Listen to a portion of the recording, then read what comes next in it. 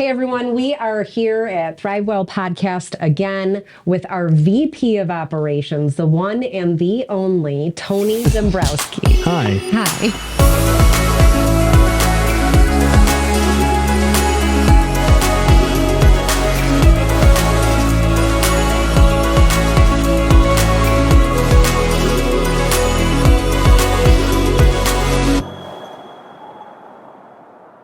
Tony, you have extensive skills and experience in operations. Mm-hmm. I would say specifically or most recently in small business operations, let's say. Sure. Which I do believe is much different than bigger operations, right? Yeah. Normally in big operations, everything's compartmentalized in departments and you have, solo focuses, whereas in small business, it's really entire business focus. Yeah. Yeah. And I don't know about you, but coming from the world I come from in corporate America and the operational work I did there, KW corporate, the operational work I did there, and then coming here, which is far smaller than either of those companies. Sure. There's something exciting about that. Yeah. Yeah. I agree. Of building.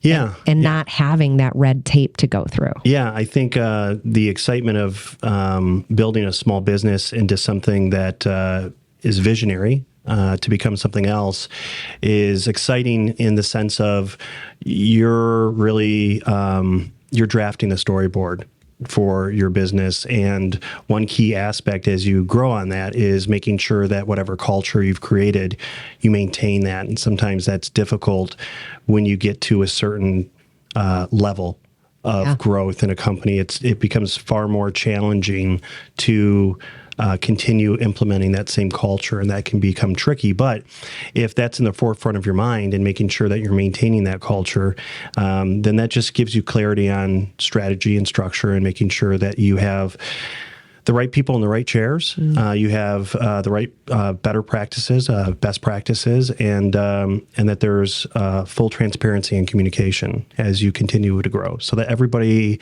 knows what their team, their support looks like, and that we're all consistently rowing in the right direction.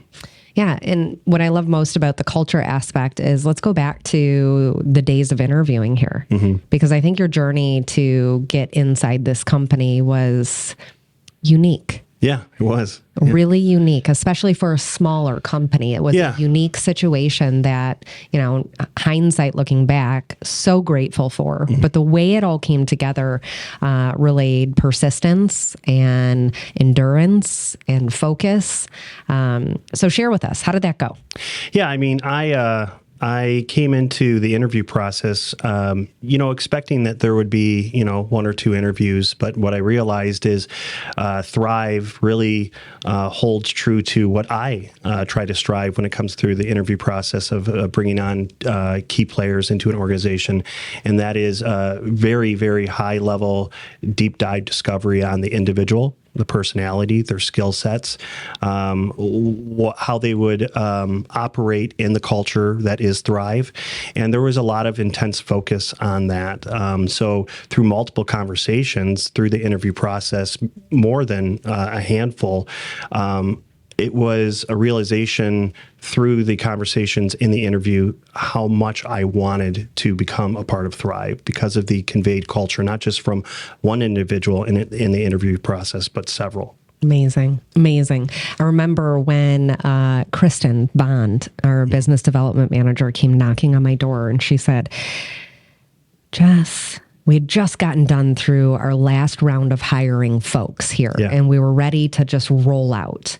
And she's like, I know we're not hiring right now, but there's this gentleman and he is being very persistent and he's gotten extremely creative about looking to at least just start a conversation. Yeah.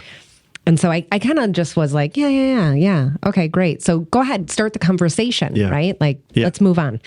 And after they started the conversation with you, it was like, Jess, I think you really need to talk to this guy. This guy's really got what we're looking for. Yeah. And I know we don't have a formal spot, but let's check it out. Well, yeah, I got to say, in a good interview process, within a sound a business like Thrive, I think both sides realized the interview process is a two-way conversation, right? Yeah. The discovery, not only from the employer, but from the potential employee as well. And, my goal in my work life has always been trying to utilize my skill sets at the best level that they can be utilized. And I think a lot of people find a place of employment that maybe hones in on 50, 60% of their skill set, but they don't truly have the opportunity to grow at the level of operation like Thrive, because you're looking for those individuals that want to utilize all their skill sets. They don't want to be held back, or they don't want to feel like there's limitations, or they fit this one area of the organization and that there's no growth, there's no level up. And so for me, when I came into Thrive and I started the interview process, one of the reasons I was so persistent and creative, as you said, was I recognized through the first couple of conversations that this role that I'd be taking on within Thrive, within this unique organization, this unique brokerage, I should say, was one that was going to allow me to utilize all my skill sets. Mm-hmm. And that in turn would help our entire special ops team. So I was excited about that. Well, we're excited you're here. Well, thanks. Yes. Yeah. So with all the talk about using your skill sets, I would generally talk about that as like strength zones, right? Sure. We all have strengths, some of them better than others, and some of them we shouldn't exercise, even if we're good at it, right? Just because we can, we don't need to. Sure. Maybe we shouldn't. What I like about your focus point is there's so many things you could do. I mean, you are a VP of operations, and you also have stand-up comedy in your background, and you have Father of the Year in the background, and that puppy trainer in the background. Oh, thanks. Yeah. And what I love most about your work here at Thrive is the focus on culture and people. Yeah. Like, not normal to find in an operations person. Yeah, I've always kind of prided myself in serving as a people advocate. There's those that manage, mm-hmm. And there's those that lead. And I find that true leaders keep an open door policy. They look out and they seek for conversation of their counterparts and their peers, and that they truly convey a sense of purpose by making themselves available to their peers and their counterparts to help them grow within their role. Mm-hmm. Well, I think that is a component, and I know we talk about that a lot, is the focus on growth, mm-hmm. right? And how there is a desire within most leaders to help others grow, right? Sure. And that's the primary focus of leadership is how do we help others overcome challenges constantly? Yeah. And I just believe you do a phenomenal job of bringing that peace and that calm to the situation and reasonability. Yeah. Which I love so much for our org, because in real estate, that is uncommon to have some, reasonability, a little more maturity about how we're running a business. It's usually kind of run and gun stuff. And so I love that aspect that it's being done here. Yeah, I've always tried to, it's difficult sometimes to convey a new process or a new strategy without having the proof in the pudding. Yes. And so, conveying the strategy in a new process in an organization, generally, you have a very low adoption because people want proof that it's going to work. And so what I've always tried to do is have enough strategy and sound mind of structure in a new process that conveys a sense of give it 30 days. Go through the motions. We didn't just pull a trigger on something overnight because we had this Doc Brown idea after mm-hmm. falling off the toilet, mm-hmm. and we're going to put it in place. No, we've really brought the right people to the table to discover and strategize, and then build out the better practice that we want to put in place. And if you convey that that's all been done, when you're rolling out something like a new process or procedure for the betterment of the agent, the client, our special ops team, transaction, everything. If you've conveyed that message up front, you're going to get a better level of buy-in with an underlying message of go through the motions. Give it the 30 days, give it the 60 days. At the end of that, if you still feel that there are gaps or cracks or there's still levels of efficiencies that need to get built in, then we can have that discovery again and we can build on it. But don't just shoot down the new practice or the new procedure without going through the actual motions. Yeah. Change is change. And I think a lot of people have a hard time with that. Sure. And change is far easier when trust is there. And I think what you're talking about, preparation in that work, strategy in that work. This wasn't just a light bulb moment and we did it the very next day. Yeah. Your particular strength that I think you bring to the special ops team is that slow down to speed up. Yeah. And it's a precious skill. It's a very important skill that I think most of us in real estate don't really embody as often. Yeah. So it's been a really good breath of fresh air to say like, hey, there is a better way of doing this. Yeah. And you bring that to the table. Speaking of this, you're brand new to real estate. I am, yeah. So now that you've been here for a bit, 7 months, 8 months? About 8 months, yeah. What are some perspectives that you have now that you've been in the industry of real estate? You've been inside hundreds of transactions, dozens and dozens of real estate agent trainings and operative moves that we've made as a business. Did it shift any perspective that you had as more of a customer, outsider right? coming in? Yeah, a buyer and a seller coming in. The short answer, yes. In what ways? I mean, it's one of those things where even myself going through, purchasing a home with my wife, you have the understanding from a client perspective of what that looks like. But then flipping the other side of the coin, kind of coming within Thrive and pulling back the curtain and seeing the actual true moving pieces that is this industry was, I'll be fully transparent. Yeah. It was jarring at first because I just never conceived the multiple moving aspects that is bringing somebody from start to finish in buying or selling a home that truly is in place. But what I also realized in gaining that knowledge and understanding is you guys had already built in so much efficiencies within Thrive as a boutique brokerage that as I discovered the industry and outside, brokerages, that there is so much that you had already built in that's unique, that transcends other brokerages, that was just clear almost by day one. That's amazing. Yeah. That's amazing. And I have always been curious if a buyer and seller could get behind the curtain and see all that really goes into that agent being out there and opening the door for you and then getting your contracts to you.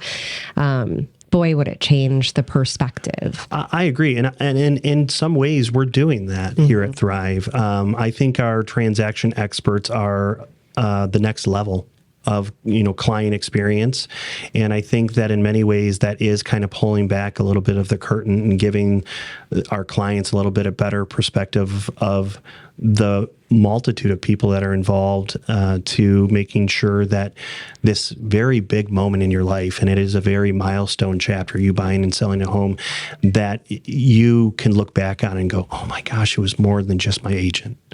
It was the team at Thrive, and what we've built here under one roof is really a better client experience of not feeling like you're being handed off to somebody externally, but really being handed off to a series of teammates within Thrive under one roof. And I think that that's next level from a client experience standpoint. I do too. And I think let's talk about the difference between sales teams and independent brokerages, because we are under the category, we're an independent brokerage. Yeah. All of our agents currently are solo agents. Yeah. Sales teams in real estate are usually under a franchise of some sort. They have a team leader, and they're all team members of this sales force. It's usually a lead-driven type environment. Some have good training, some have terrible training. But I want to, not only from an agent perspective, but consumer perspective, what would you say you have seen as differences in being an independent brokerage that has solo agents? Because we use the word team all the time. And of course, that causes confusion. Sure. And so we have different layers here that would cause the word team to come up versus you're a solo agent. Yeah, that's such a good point. And the use of team for me is really thinking of the distinction in the sand of our special ops team and our sales force, right? And so I kind of look at it in two different perspectives most of the time. So whether I'm handling one area or another, my focus on our sales force and using that verbiage and looking at solo agents versus our special ops team is that clarity in terminology is obviously very important. What I would say is, an agent can come into Thrive and truly feel like they're building their own book of business with a plethora of support and knowledge, whether it's tools that we've built in, whether it's actual leadership that we've built in, experience and knowledge transfer that we provide the agents here at Thrive is next level, that I do truly feel in most places get lost in the sand. You can go somewhere and they can convey quicksand. Yeah, don't move. Don't move. Get that stick. Yes. No, I think that there's a lot of places where, what's been conveyed is not necessarily what the result is. Yeah, we have training here. Yeah, we have ample support. And then you get in and you just feel like you're on an island. And that conveyed sense of support and knowledge and training, whether it's our tech stack that's conveyed, is just not there.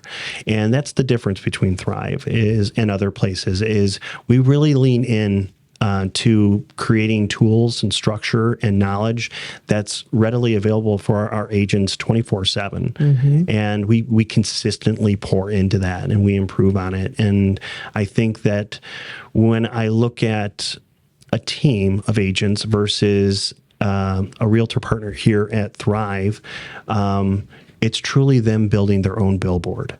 And there's a difference in somebody going. I always use this story where when you think about the difference between customer retention and customer loyalty. You could have a customer who you've worked with for years. And let's say you're a car salesman and they've come to you and they've purchased 2 or 3 cars in their lifetime. But then somebody comes around, one day and he goes, oh, wait, we've got this great deal. It's another car dealership. And they're like, oh, we got this great deal. We can give you X % off. And they go to that new deal. Well, that's customer retention that's lost, right? And customer loyalty is... It's that next level of a consumer saying, I don't go to that dealership and calling out the dealership by name. They say, oh, I work with Gary. Gary's the guy that I buy my vehicles from. And I think that that's what we're trying to create here at Thrive. And we're doing a great job is where, our realtor partners have referrals that are coming in, and it's not, oh yeah, you need to use Thrive. It's, oh, you should reach out to Amy. You should reach out to Erica. They're gonna do the job that you really want to have. Yes. The outcome. That's it. Yeah. That is it. Yeah. There's a keen interest in raising other people up here. Yeah. And I think that is the difference between teams and what we're doing here as an independent broker. Yeah, is, it's far beyond the people at the top of an org chart. Yeah. Which is awesome. Yeah. Which is awesome.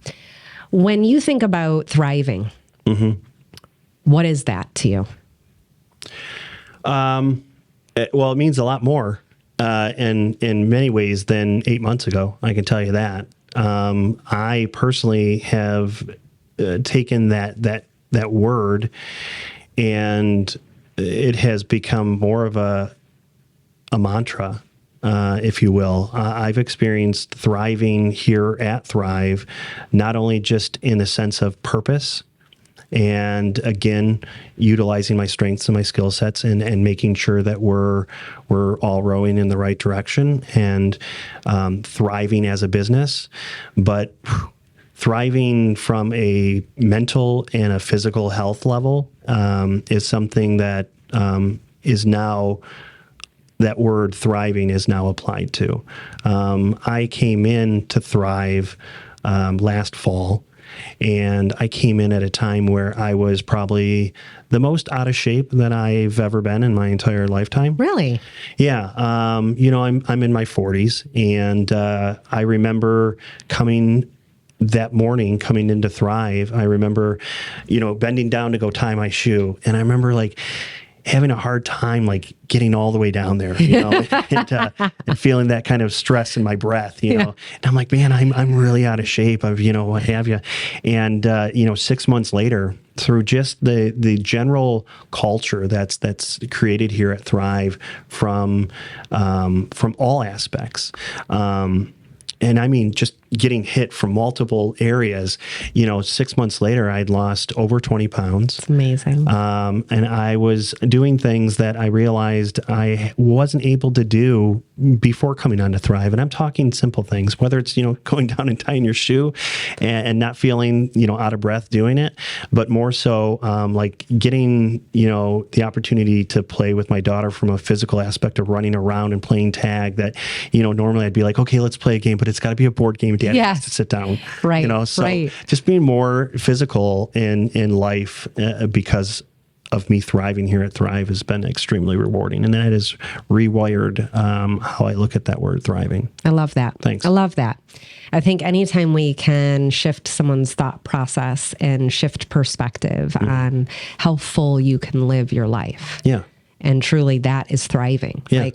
Am I really living in the most amazing, best way possible? Yeah. Have I hit maximum potential? Am I on my way? Am I even trying? Yeah. Right? Because I think it's easy for us to... Progress, not perfection. Yes, and as long as I can say that I'm making that consistent progress. And when you work in a place like Thrive, that constant reminder of, yeah, man, you're crushing it. Just continue on with that path that you're making, because everybody sees it.